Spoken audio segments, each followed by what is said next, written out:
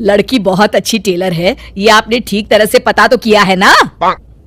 अरे हाँ भाग्यवान, मैंने सब पता कर लिया है। अब तुम चलो, देर हो रही है। मेरी समझ में एक बात नहीं आती कि तुम मेरी शादी करने की बात करने जा रही हो माँ, या अपने दुकान के लिए नई टेलर देखने जा रही हो? अरे चुप कर, अभी तू बच्चा है, दुनियादारी के बारे में तुझे कुछ नहीं पता। अरे तू तो एक प्राइवेट कंपनी में काम करता है, और प्राइवेट कंपनी का क्या भरोसा। लेकिन माँ, अरे तेरे पिताजी से पूछ ले, इन्होंने अपनी जिंदगी में कितनी नौकरी पकड़ी है और छोड़ी है। अरे वो तो मैं थी जो सिलाई करके घर चलाती थी। अरे बेटा, बुरा वक्त कभी फोन करके नहीं आता। टेलर बहू लाऊंगी तो मेरे साथ दुकान में सिलाई करेगी, समझा? चल अब। दोपहर होने तक तीनों लड़की वालों के घर पहुंच जाते हैं। सभी बातें और चाय पानी होने के बाद, बहन जी, आपका बेटा रोहित एक अच्छी कंपनी में काम करता है और अच्छी तनख्वाह भी है। बस हमें और कुछ नहीं चाहिए। हमें आपका बेटा बहुत पसंद है। हमें भी आपकी बेटी मीना पसंद है जी। मुझे लगता है हमें बच्चों को भी आपस में बात करने का मौका देना चाहिए। हाँ हाँ, आपने बिल्कुल सही कहा भाई साहब। जाओ बच्चों, बाहर जाके बात कर लो। अरे आप रुकिए जी। अच्छा ये बताओ बेटी, तुमने सिलाई कहाँ से सीखी है? जी, दीनानाथ इंस्टीट्यूट से। अरे बहन जी, मेरी बेटी इस मोहल्ले में सबसे अच्छी ब्लाउज सिलती है और एक से बढ़कर एक डिजाइन भी बना लेती है। अच्छा, चल बेटी, जरा तेरे हाथ की कारीगरी देख लेते हैं। अरे माँ, ये सब करने की क्या जरूरत है? अरे तू चुप कर। लोग ऐसे ही बड़ी बड़ी बातें करते हैं कि हमारी लड़की को तो सब आता है, बाद में असलियत सामने आती है। इसलिए मैं कोई गलती नहीं करना चाहती, तू चुप करके बैठ। मीना शांति देवी को 2-3 प्रकार की बढ़िया बढ़िया डिजाइनदार ब्लाउज बनाकर दिखाती है। ये देखिए, ये है प्रिंसेस कट। अरे वाह बेटी, मान गए तुझे। तू तो मुझसे भी अच्छा ब्लाउज सिल लेती है। चलिए बहन जी, हमें तो आपकी बेटी पसंद है। अब इसी बात पर मुंह मीठा कराइए। जी बिल्कुल। इस तरह रोहित और मीना की शादी हो जाती है।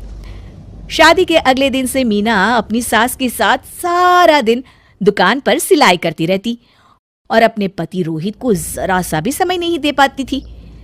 फिर एक दिन रोहित फोन करके मीना से कहता है, मीना, आज शाम को हम दोनों किसी अच्छे रेस्टोरेंट में खाना खाने चलेंगे। तुम तैयार रहना, मैं ठीक वक्त पर पहुंच जाऊंगा। ठीक है जी। शाम को रोहित जब घर आता है तो मीना सिलाई मशीन पर बैठी ब्लाउज सिल रही होती है। अरे ये क्या? मैंने तुमसे कहा तो था कि शाम को हमें रेस्टोरेंट में खाना खाने के लिए जाना है, और तुम हो कि सिलाई कर रही हो। हद हो गई। मुझे माफ कर दीजिए जी, क्या करूं, ये ब्लाउज मुझे कल अर्जेंट सिल कर देनी है। सारा दिन तो तुम माँ के साथ दुकान पर सिलाई करती हो। अरे कम से कम शाम का वक्त तो मेरे लिए रखा करो। तभी वहां शांति देवी आ जाती है।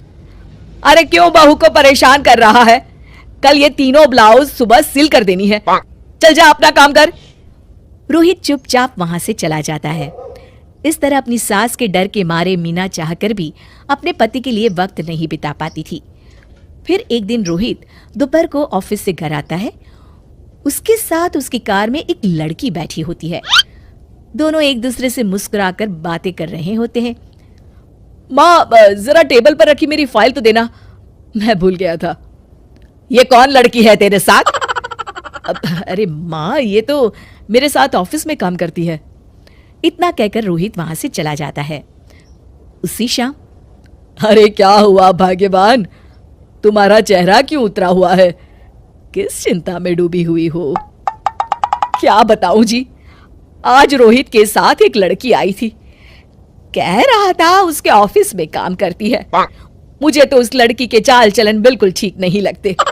कहीं दोनों के बीच कोई चक्कर तो नहीं है? अब अगर चक्कर हुआ भी तो इसमें बुराई क्या है? अरे बड़े अजीब आदमी हो आप, कैसी बातें कर रहे हो? तो और क्या कहूं, तुम घर में बहू के बजाय एक काम करने वाली लड़की लेकर आई हो जो सारा दिन तुम्हारे साथ तुम्हारी दुकान पर काम कर सके। अरे भाग्यवान, शुक्र मनाओ कि मैं शरीफ था, इसलिए मैंने कभी किसी औरत की तरफ आंख उठाकर भी नहीं देखा। पर अब हर कोई तो मेरे जैसा नहीं हो सकता ना। इतना कहकर गिरधारी वहां से चले जाते हैं। शांति देवी समझ जाती है कि गिरधारी क्या कहना चाहते हैं। उसे अपनी गलती का एहसास हो जाता है और वो सोचती है जितनी जल्दी हो सकेगी वो अपनी गलती सुधार लेगी। और इसीलिए 2 दिन के बाद, रोहित बेटा, मैं चाहती हूं कि कुछ दिनों के लिए तू अपनी ऑफिस से छुट्टी ले ले। क्यों, क्या हुआ माँ? अरे कुछ नहीं बेटा, मैंने तेरे और बहू के लिए शिमला की 2 टिकट बुक की है। मैं चाहती हूं कि तुम दोनों कुछ दिनों के लिए बाहर घुमाओ। क्यों बहू, ठीक है ना? सासू माँ की बात सुनकर मीना का चेहरा भी खिल उठता है। वो शर्मा कर कहती है, जी माँ जी, जैसा आप ठीक समझे। और इस तरह शांति देवी पूरी तरह से बदल जाती है। शिक्षा, बहू को बहू नहीं बल्कि बेटी समझना चाहिए और ना कि काम करने वाली नौकरानी।